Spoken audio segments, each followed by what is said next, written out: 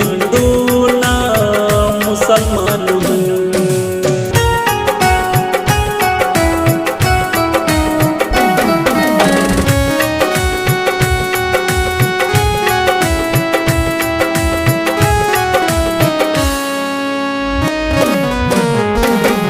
मुझे तन चाहिए ना धन चाहिए, यमन से भरा ये वतन चाहिए।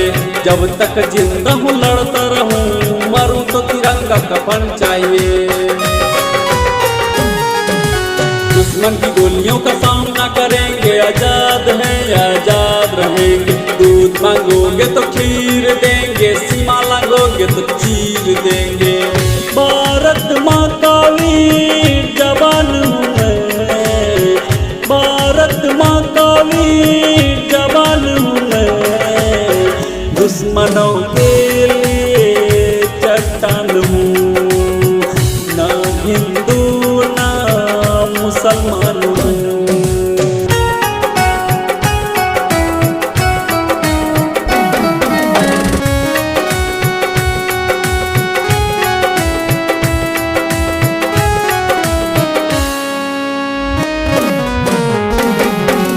देश पर जिसका खून न खौले, खून नहीं वो पानी है।